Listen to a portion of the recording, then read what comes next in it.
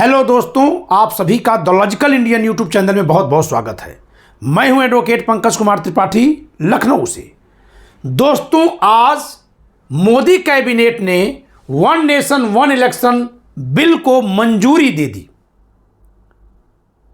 मतलब है कि अब भारत की संसद में शीतकालीन सत्र में ही एक संविधान संशोधन विधेयक पेश होने जा रहा है। संविधान संशोधन विधेयक के लिए लोकसभा और राज्यसभा दोनों सदनों में 2/3 बहुमत की जरूरत होती है।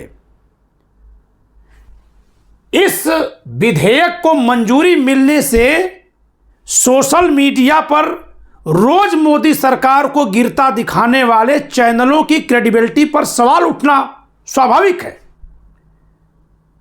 आप देखिए दोस्तों, जैसे गोदी मीडिया चैनल केवल मोदी सरकार के पक्ष में चीजें दिखाते हैं, वैसे ही सोशल मीडिया चैनल चलाने वाले लोग हमेशा मोदी सरकार को गिरते ही दिखाते हैं। रोज नीतीश कुमार पाला बदल रहे हैं लोग दिखाते हैं, शिंदे विद्रोह कर रहे थे दिखा रहे थे, आज भी इसी तरह से यह लोग दिखा रहे हैं। तमाम चैनलों पर झूठ चल रहा है। जस्टिस शेखर यादव गिड़गिड़ाए, माफी मांगे, ऐसा कहीं कुछ नहीं है। मैं इस नाते नहीं बोल रहा हूं कि ऐसा कुछ मैं नहीं चाहता कि हो जाए, या मैं ये नहीं कि मोदी के सरकार के समर्थन में हूं, बल्कि मैं इसलिए इन चीजों को खारिज कर रहा हूं कि जिस देश की मीडिया अपनी जनता से झूठ बताएगी, उस देश की जनता का मानसिक निर्माण उस झूठ के आधार पर होगा।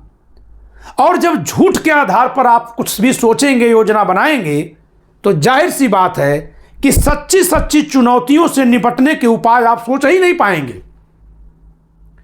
इसलिए आप सोचिए कि अगर वन नेशन वन इलेक्शन का बिल, जैसा कि इस अखबार में छपा है, मैं दैनिक जागरण खोला हुआ हूं और सारे अखबारों में यही न्यूज है कि इसी सत्र में, शीतकालीन सत्र में, अगले सप्ताह तक मोदी सरकार one nation one election bill, जो कॉन्स्टिट्यूशन में अमेंडमेंट का बिल है, पेश कर सकती है। इसका मतलब है कि सरकार ये मानकर चल रही है कि उसे सदन में 2/3 बहुमत हासिल है। अब दोस्तों, कोई कह सकता है कि ये तमाम सांसदों को बर्खास्त करके संख्या पहले कम कर लेंगे और जो संख्या कम बचेगी उसका 2/3 करके पारित करा लेंगे। तो ऐसा नहीं है।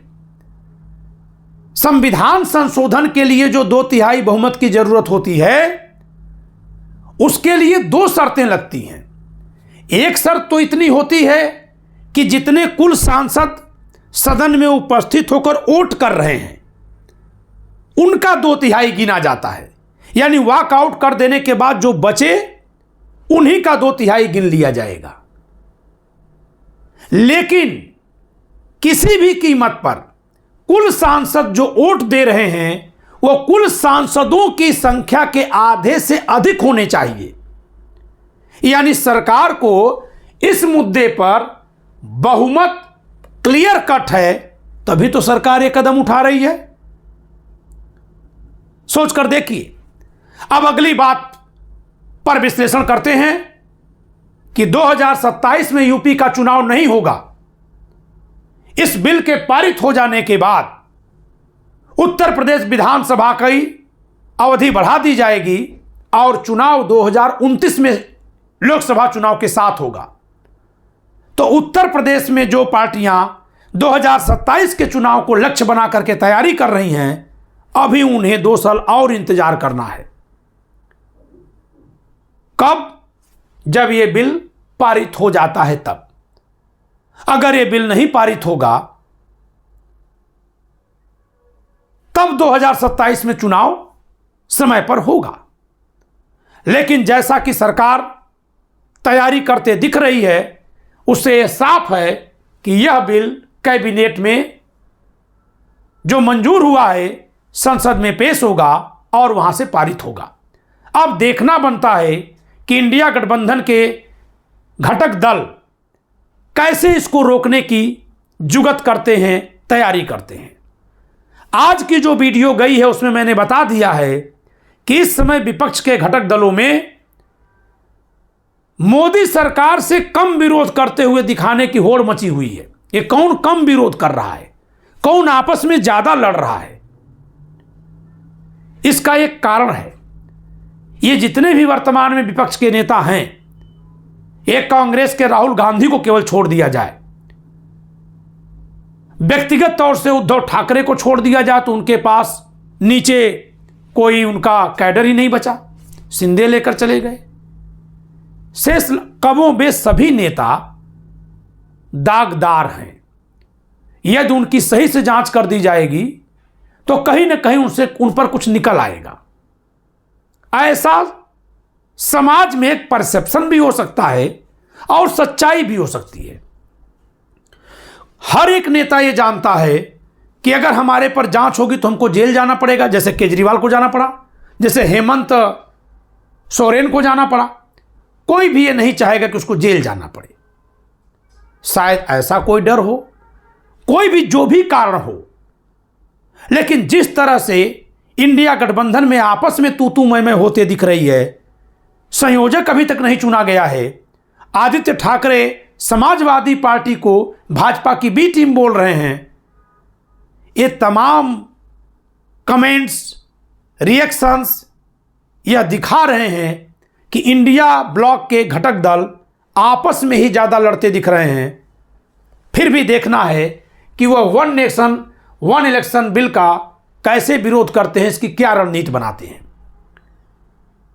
इस वीडियो पर आपके कमेंट की प्रतीक्षा रहेगी। फिर से एक बार आपको आगाह कर रहा हूं कि आप इस चैनल पर बने रहिए, सब्सक्राइब करिए अगर नहीं किए हैं तो, क्योंकि इस चैनल के जरिए जो आपको दृष्टि मिलेगी वो कहीं और नहीं मिलेगी।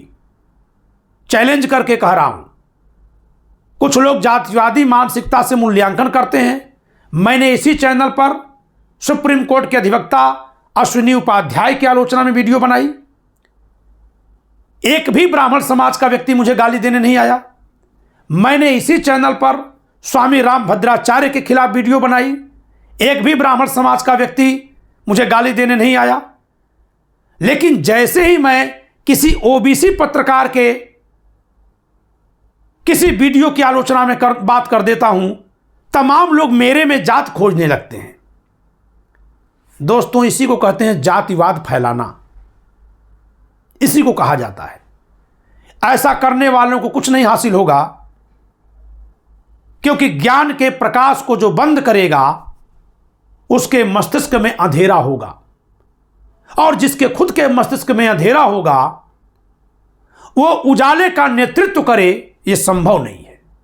इसलिए आप सबको सुझाव है और लोकतंत्र में होने के नाते निवेदन करता हूं कि आप इस चैनल पर बनिए, सब्सक्राइब करिए और इस वीडियो पर अपनी प्रतिक्रिया से मुझे अवगत कराइए। आप ये देखिए कि किसका अनुमान ज्यादा सटीक बैठ रहा है। इस वीडियो में इतना ही। जय संविधान।